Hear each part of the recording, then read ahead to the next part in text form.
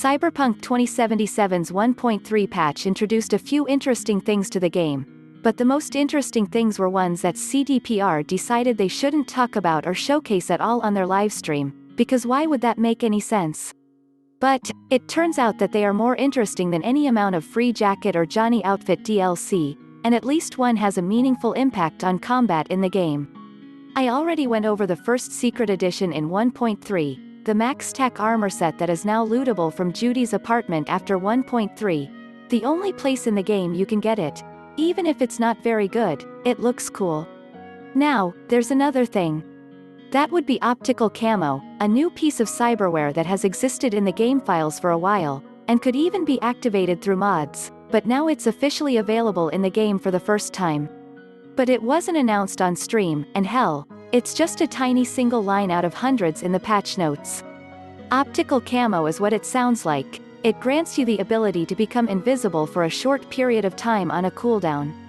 Great for stealth builds, but also good for confusing enemies in open combat. There are 3 levels of Optical Camo, Rare, Epic and Legendary. And 3 different Ripper docks where you can find them. See the maps below. Legendary Optical Camo. If you've already been deep into the Cyberpunk story or endgame, there's no reason not to skip directly to the Legendary Optical Camo, which is 15 seconds of invisibility every 60 seconds for $35,000. Dramatically less than most cars in the game and an easy buy for any build. Why wasn't this featured or talked about as a new addition to the game? Or marketed as free DLC?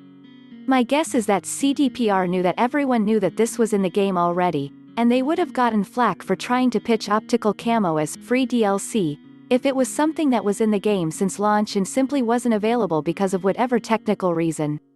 So they just activated it. Still, they could have at least spotlighted it for the stream. This and the max tac armor would have been more interesting than what they did show off. I am still holding out hope that other bits of the free DLC still to come could be cyberware that we haven't seen yet, but no word on that yet. And given that 1.3 just got here, it's likely going to be radio silence for a while. Follow me on Twitter, YouTube, Facebook and Instagram. Subscribe to my free weekly content roundup newsletter, God Rolls. Pick up my sci-fi novels The Hero Killer series, and the Earthborn trilogy, which is also on audiobook.